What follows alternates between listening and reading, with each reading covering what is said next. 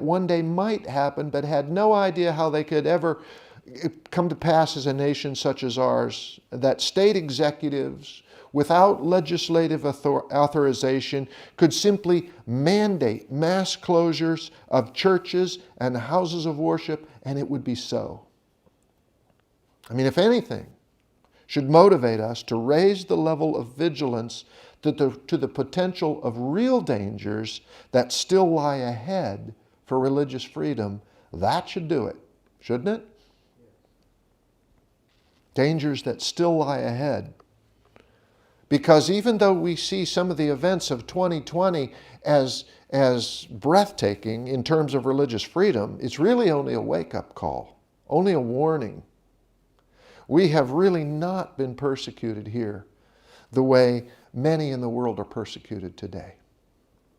So we've got to be careful not to oversound the alarm or overreact or even to assume conspiracies behind every adverse event, as some are wont to do. After a year like 2020, it's easy to forget that we live in a nation that remains still the most remarkable nation in the history of the world in terms of freedom to worship or not worship, to exercise faith or not exercise it. It's easy to forget that we enjoy freedoms with respect to the worship of God that most people who have ever lived could only dream of. And I thank God for that every day. We are so blessed. Throughout all of history, very, very few people have had it even half as good as we have it today in terms of religious freedom. It's easy to forget that today, in the world, many people suffer and many are killed because of their choice to practice their faith according to their conscience. In Squim, we put up a map on the bulletin board out in the hallway. It's published by an organization called The Voice of the Martyrs. You heard of that?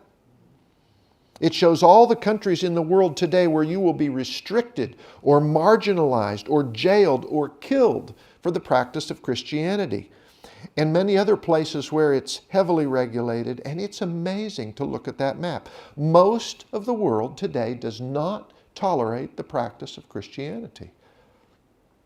We tend to think of the world as becoming more enlightened and more civil about things like religious persecution and torturing people and killing people on account of their faith. But it is not. It's still the same old story. People trying to control other people. And when a bit of that happens to us here in America, it shocks us because we kind of think that the stuff that goes on in other places of the world, well, that could never happen here in America. We're just not used to much governmental intrusion in matters of religion. We're not used to that. But the people of the world are pretty used to that. So we learned some things in 2020. We learned it's quite possible for our government to restrict religious practice across the board for many, many people, and to do it quite easily, more easily than we would have ever imagined possible, and that the population, on a whole, seems quite willing to simply acquiesce. That's kind of ominous, isn't it? That doesn't bode well. We have learned that it can happen real fast. Significant changes can happen seemingly overnight. We have learned that it's easy for government to take power away from people, but much more difficult for it to give power back to the people. We're learning that one still, even right now. It's easy to grab, hard to let go. Because power is addictive, isn't it? It's like a drug. But I'd like to suggest to you this morning that the most significant threats to religious liberty in this country are not the ones that have taken place this past year. Those are more like shots across the bow. The significant threats are the seismic shifts that have occurred over the past couple of decades, and that's what we'll be thinking about most this morning. I've called this message 16 Words That Shape America. There are 16 words that I believe form the very heart and soul of America. 16 words that have defined this nation and guided her, perhaps more than any other words. They are the first words of the First Amendment of the United States Constitution. Now, if you know anything at all about American history, you know that our Constitution was a hard sell to the original states when it was written back in 1787. The states were not eager to ratify it because the people believed that document, as written, gathered up too much power away from the people and vested it in the federal government. And so the task fell to a man named James Madison to incorporate safeguards for freedom into the Constitution so that it could be adopted, so that it would be adopted. Protections ensuring specific liberties for all citizens of the new republic and limiting the power of the federal government, restricting its overreach. And these safeguards were the first 10 amendments, and we know them today as the Bill of Rights. Most people today know something about the first two amendments, unless they've been living under a rock someplace, because the first two amendments are often in the news. We hear people saying, "I exercise my Second Amendment right." And when we hear somebody say that, we know that person owns what? A gun. That's right. He or she owns a gun. The Second Amendment always seems to be controversial nowadays, doesn't it? And when somebody says, "I exercise my First Amendment right," when we hear people saying that, we know that person is more than likely doing what? Talking. They're talking, right? Because the First Amendment is about free speech, right? Partly.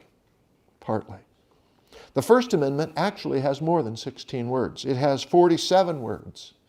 And they are all very significant words that shape our nation. Freedom to speak your mind, freedom of the press to report the news, freedom of people to gather in large groups and protest, and we've heard about that in 2020, haven't we? These are all precious liberties granted to every citizen by the First Amendment. And by the way, those are coming under attack too. They are.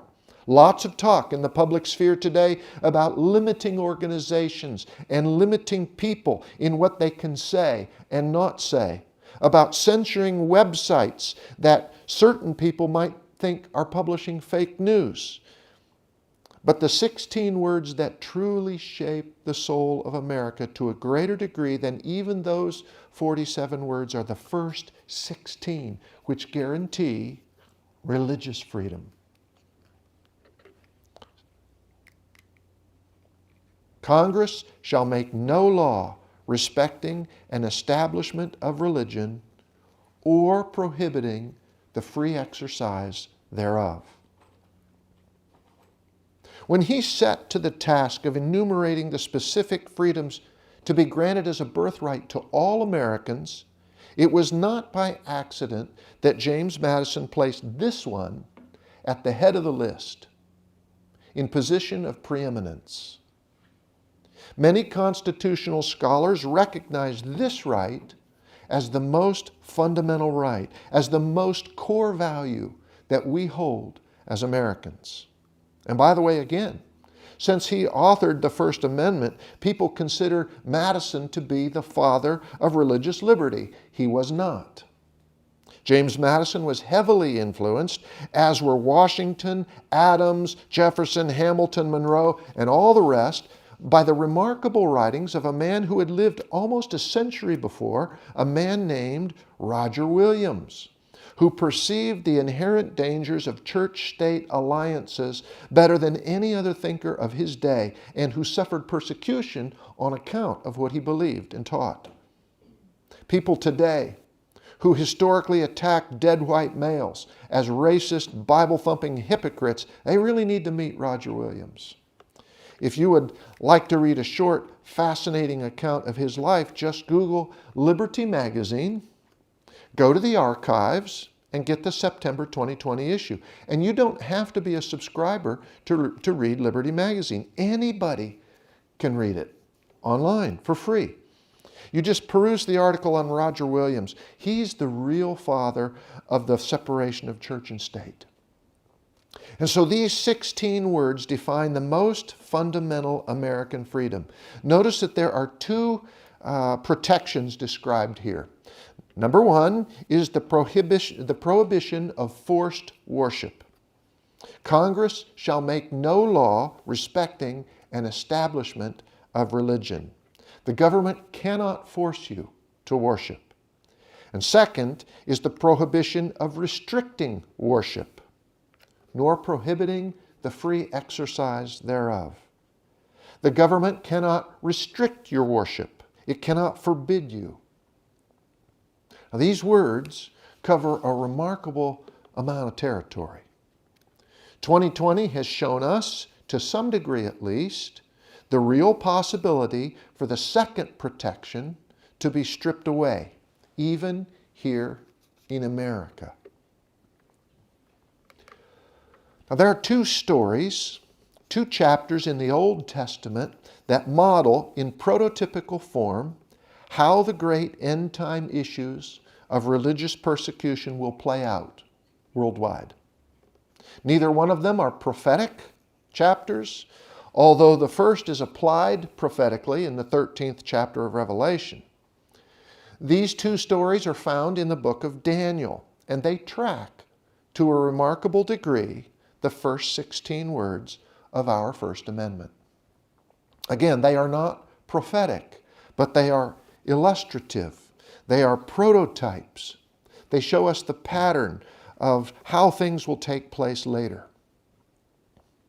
You remember that Daniel didn't organize his book chronologically. Instead, he grouped a series of stories together in the first 6 chapters, and then he grouped a series of prophecies together in the last 6 chapters. I believe he did that on purpose, partly because the stories show us the kind of character traits that will enable God's people to stand through the storms that will grip the whole world at the end of time. The stories give us an illustration of what we need to have to make it through the end. Daniel 3 is the first prototypical story. The adventures of Shadrach, Meshach, and under the bed we go in the burning fiery furnace. It's a great story. You remember the plot line. King Nebuchadnezzar, supreme representative of the government, makes an idol of gold and sets it up in the public sphere. The Bible says it was on the plain of Dura. And then he assembles all the government officials throughout his vast realm, representing the farthest extent of his political reach, and he demands worship of his golden image on pain of death. And you also remember that there were Jews living in Babylon at that time, exiled from their conquered homeland on account of their unfaithfulness to God. And yet they were witnesses nevertheless. They were sent there by God to bring grace to that nation. Nebuchadnezzar, the Babylonian king, instituted a government-run re-education program to rehabilitate these Jews, to enculturate them into the Babylonian worldview, to teach them to do things the Babylonian way. But some of the Jews had chosen to remain faithful to God and stick by what they knew to be true from His Word. And as a result, a few of them, Daniel and his 3 friends, had risen to great political prominence and in favor with the king.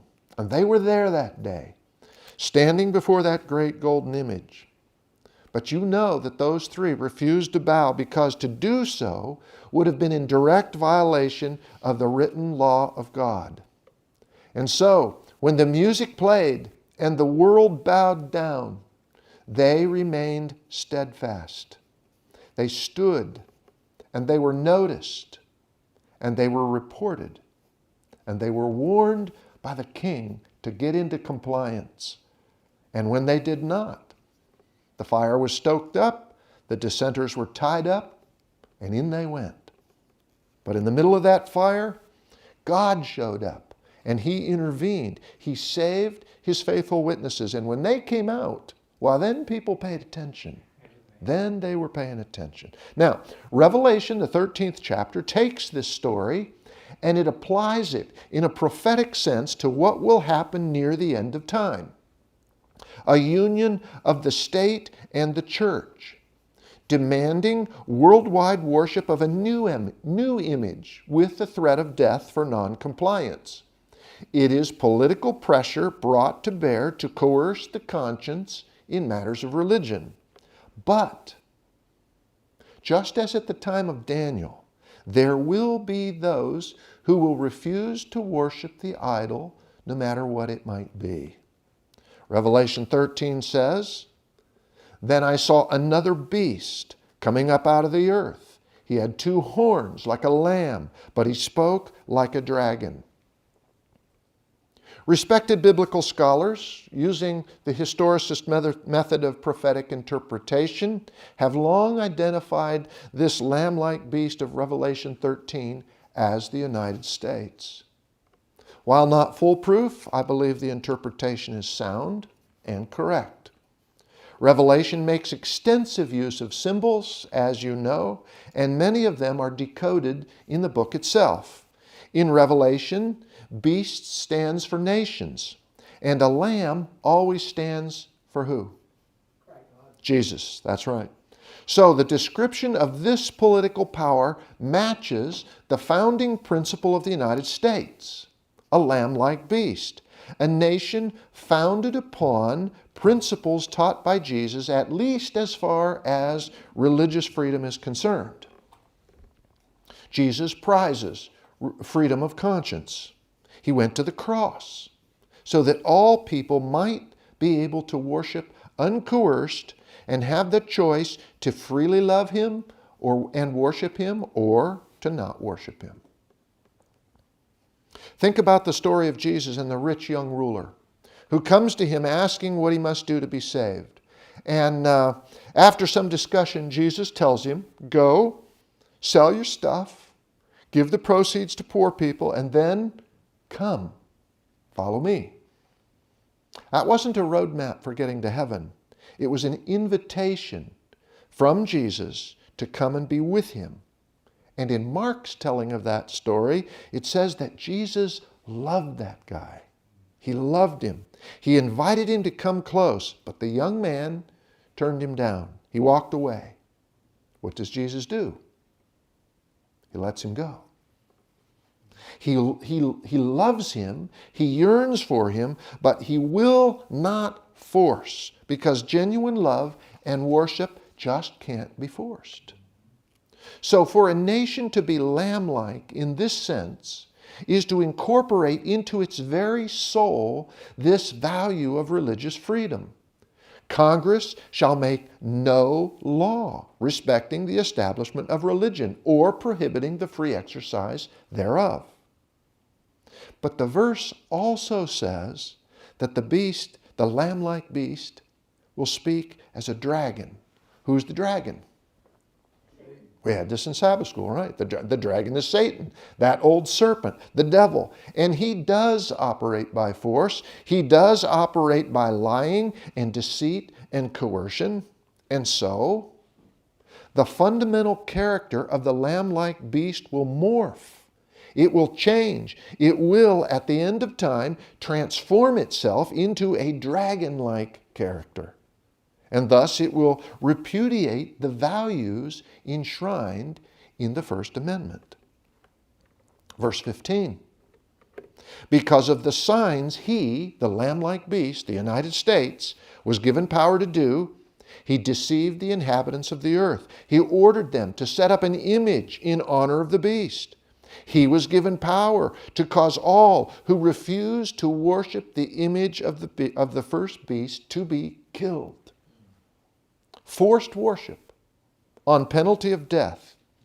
The end-time scenario patterned after the story of Daniel 3, but it's on a global scale this time. So now, what is it? Okay? What is it that people will be forced to worship at the end of time anyway? Well, that's the question. That's the question. We don't know how this is going to exactly play out, but there are clues. Revelation, as you know, is all about worship. Will we worship the true God or will we not? Most people will worship a false god, either by choice or by default, but not everybody. In chapter 14, we know that one of the final warnings that will go to the whole world has to do with the worship of the true God as defined by His unique ability to create. To create. Then I saw another angel flying in midair, John writes, and he had the eternal gospel to proclaim to those who live on the earth, to every nation, tribe, language, and people. He said in a loud voice, "Fear God and give Him glory, because the hour of His judgment has come. Worship Him who made the heavens, the earth, the sea, and the springs of waters." Now, the last sentence in that verse is the closest you will come in the entire book of Revelation to a direct quote from the Old Testament. And that's very significant because you know where that last sentence comes from, don't you? It comes from Exodus chapter 20, from the very heart of the Sabbath commandment. Remember the Sabbath day, God says, to keep it holy. For in 6 days the Lord made the heavens, the earth, the sea, and all that is in them. Now, that's not word for word, but it's as close as you come in the book of Revelation. The final call to the world is a call to worship the God of creation. This is one reason that Adventist people have long believed the seventh-day Sabbath will play a role somehow in the great religious persecution that comes at the end of time. That somehow Saturday worship versus Sunday worship will be at the fulcrum. And we have warned of the coming Sunday law as a fulfillment of Revelation 13 for so long that it almost seems like we're crying wolf. What if the wolf really comes? But what if it's not exactly the wolf we are expecting? What if, while we are warning about a literal day, the wolf arrives in some other form? The Sabbath day has intrinsic value, importance within itself, because God blessed it and made it holy. He gave it special value. But the day also points to a truth greater than itself, much greater in significance than itself. It is a symbol, it is a marker, a reminder that God is who? He's the great maker. Yes, the creator. He formed the world, everything in it, including us human beings. And when we keep the Sabbath, we worship, and when we worship on the day that God has asked us to worship, we fly our flag, so to speak. We show the world that we worship the God who is the maker, the creator of all things. Now, from a religious liberty standpoint today, is creation an issue? Absolutely. It's a huge issue. And it's a very tough sell for people today who believe and who teach that everything basically made itself. It's a major issue. And I won't give you specific cases. There are a lot of them. But there are Christian universities in civilized, Western, freedom-loving nations today whose accreditation is at risk because they will not repudiate the idea of creation science in their curriculum. There are Christian professors who have lost tenure because they will not subscribe to the evolutionary materialistic scheme of origins. Teachers in public elementary and secondary schools who are forced by threat of dismissal to remain silent about even the possibility of origin by design. Laws designed to protect individuals from employment discrimination based on the basis of belief in special creation, they're struck down as being discriminatory.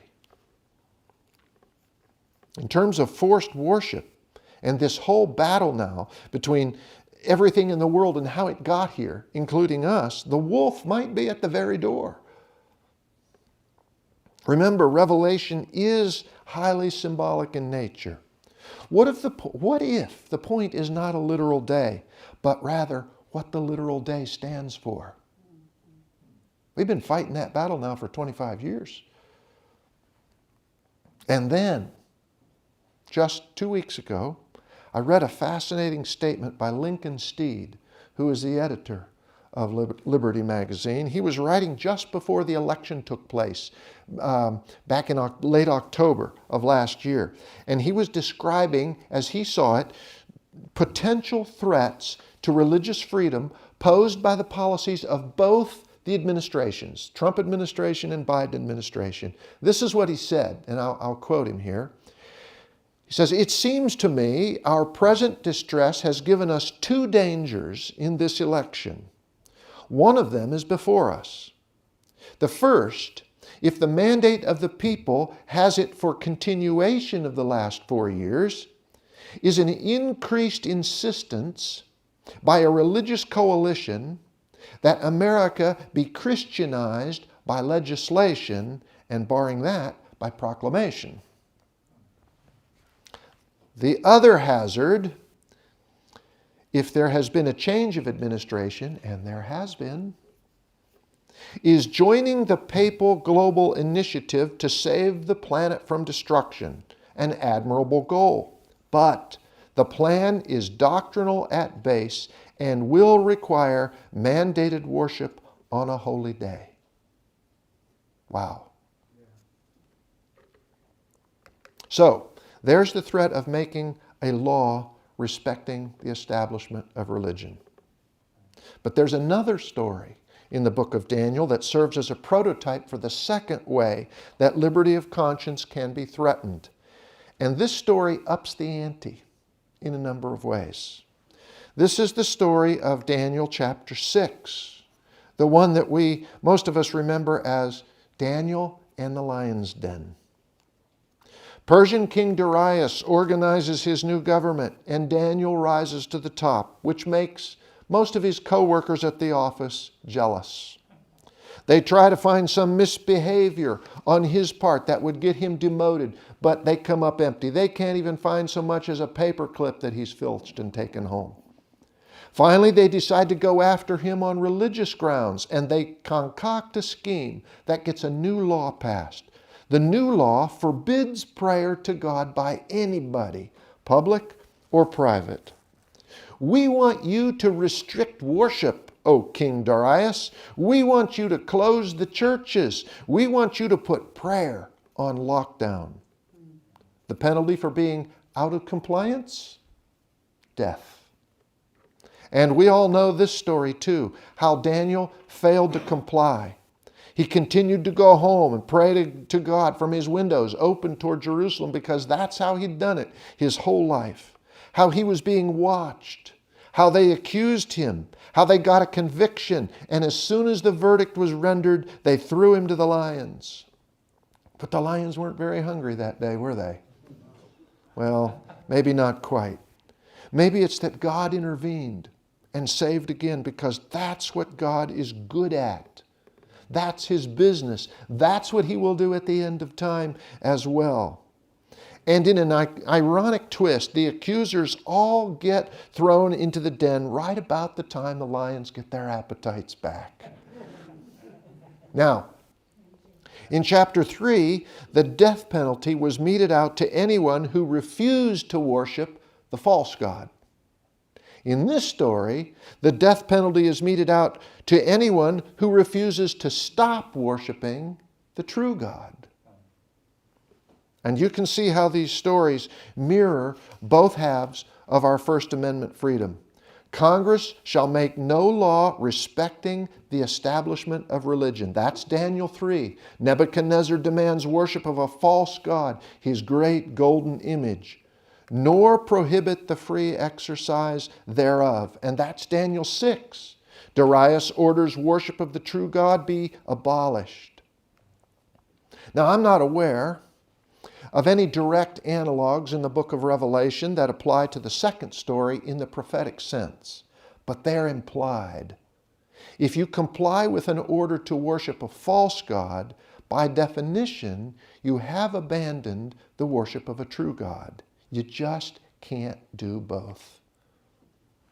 The question for us is this one: Do we see any issues at work today, other than the COVID pandemic, which could cause our government to restrict the free exercise of religion, of Christianity? And of course, there is one. It's a huge one. It is the hot button issue of gay marriage, and along with it comes its associated baggage of gender issues that come in its train. Before the arrival of COVID, marriage is where the real religious liberty battle was sizzling. Okay? And in this sense, COVID is almost a distraction from the real fight. And just like the Sabbath, marriage is both intrinsically valuable and symbolically representative of a truth greater than itself.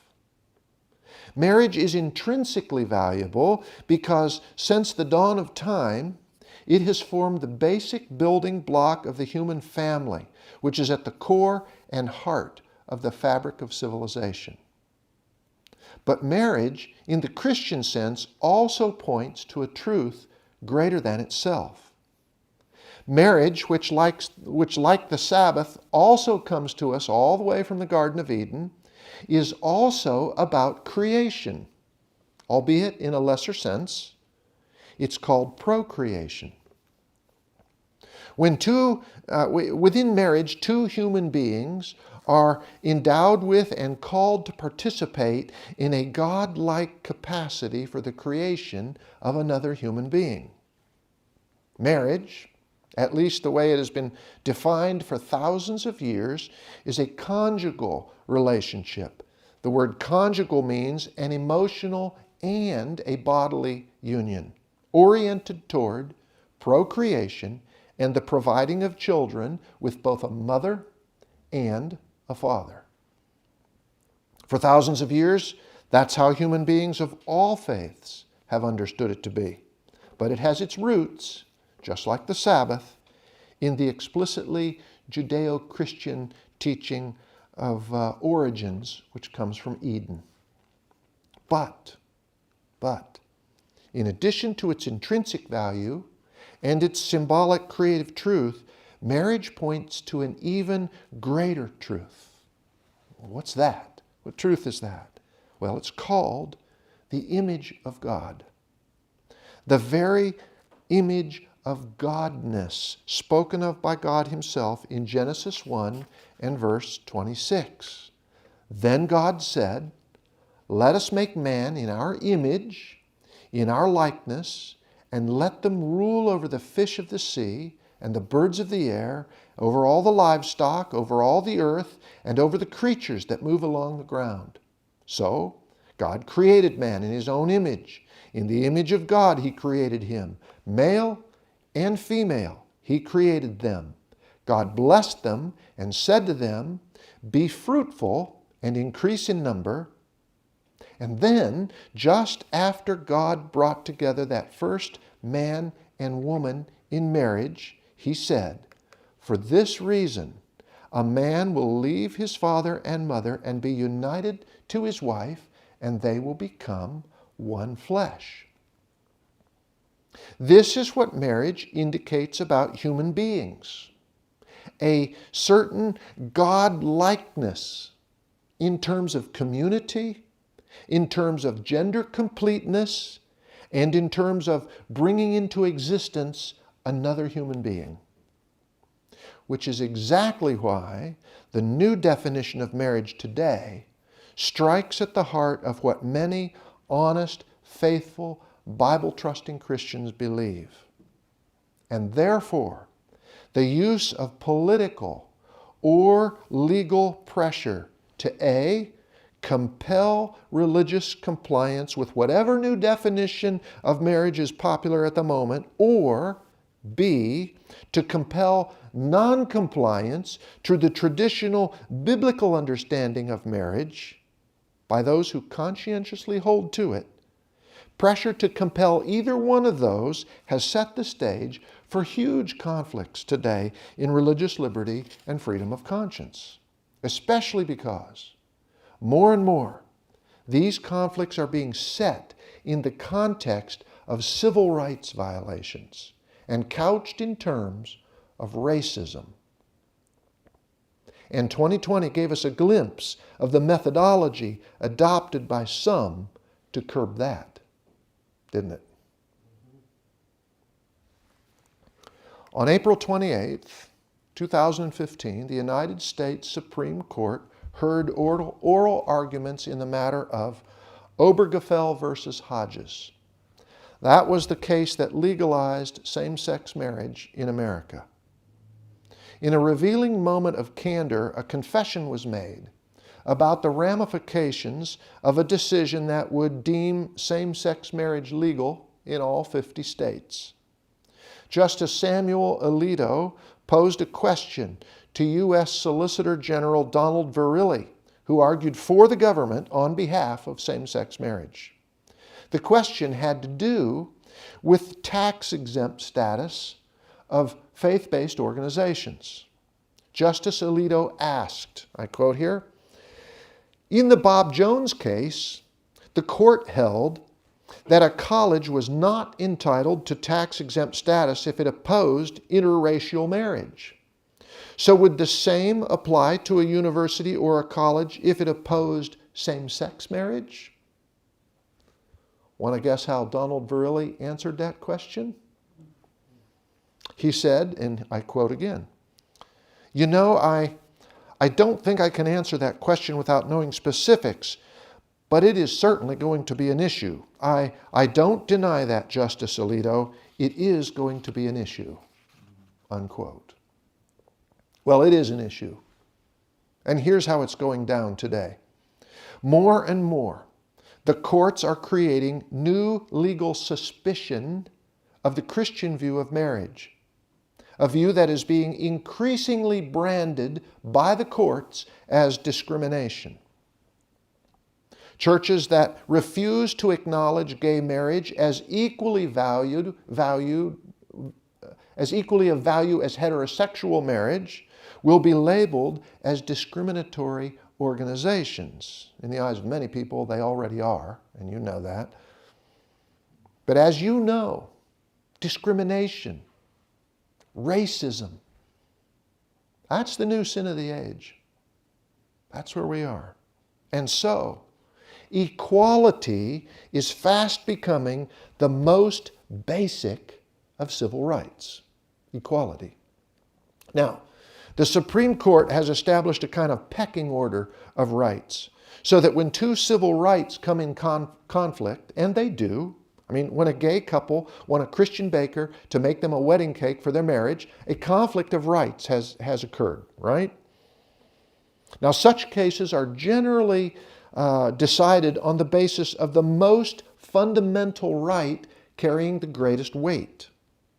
Historically, remember now, religious freedom, the first 16 words of the amendment, has been among our most fundamental civil right in this country. But more and more, that is changing. More and more, equality trumps the First Amendment. And in the end, it will be about way more than tax exemption, all right? God's church can do just fine without a tax exemption. We don't need that. But the day is coming, and sooner than we might think, when the government may just say, unless you recognize gay marriage as equally valid within your church and your teachings, we will shut your doors. Unless you will teach it to be so in your schools, we will shut you down.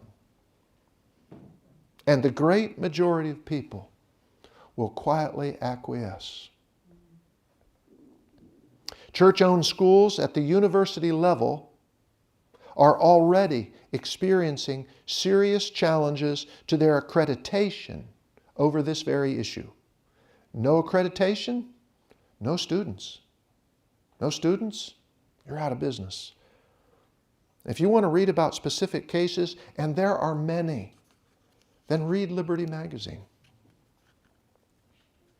So then, what can we do? Wring our hands? A couple of things, actually, that we can do. Number one, we can let people know what's at stake. Well, that might not sound very profound, but actually it is. Lots of people have never thought much about religious liberty issues before in America, but awareness is high right now. People are kind of waking up a little bit because many of them know what it feels like now to have a little bit of their freedom taken away, right? The First Amendment is not just a treasure for people of religious faith. It's not just for Christians. It rightly belongs to all Americans, no matter what his faith is, no matter what his gender is, orientation, race. And so it deserves to be guarded. It deserves to be protected. We can let people know what's at stake by letting them read Liberty Magazine. Liberty Magazine is not pushy. It is not sectarian, but it does present the issues in a straightforward, well-written way. And $8 is a bargain for a year's subscription, 6 issues. Now, you all can read it free online because you know how to do that. But to get people in our community to read it, you've got to put the magazine in their hands. You've got to put it in front of them. Now, I know in Squim, we sponsor subscriptions to 24 of the other pastors around town and 3 of the law offices. But there are so many law offices that don't get it. Our mayor doesn't get it. I don't know how it is here for you. I haven't seen your printout. Everybody gets it. But I bet you not all the law offices are getting it here. They should. All the council members should get that. They need to have that. So, sponsor some subscriptions. That's what we can do. And then there's something else that we can do. We can remain faithful. Right?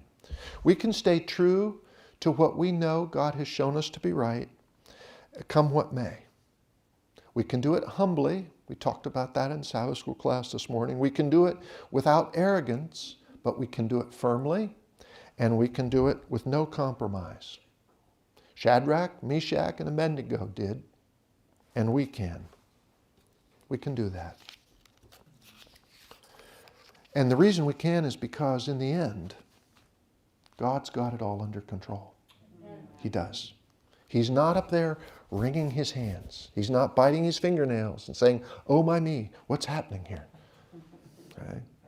Everything is still on track for the outcome that he has in mind. And that's what the scripture passages were really about today, especially the call to worship passage. When the foundations are being destroyed, what can the righteous do? Well, Psalm 11 was written by David when his life was falling apart, when assassins were hunting him down, when injustice was on the rise and everything looked hopeless, and all his friends were telling him, "Well, the gig's up, David. You're finished. Your only hope is to get out of town. Your only hope is to head for the hills." But that's not how David saw things. "Why do you tell me to flee to the mountains?" he asks. "Why do you wring your hands and talk about how the foundations are being destroyed?" God hasn't abdicated. He's still on his throne. I am fully confident in him. It's been more than a couple thousand years now since those words are written. And you know what? They're still true. Even today. Even today. So, we're going to get to sing a song now at the end. We're still not able to sing in Squim. The rule is that if you have 15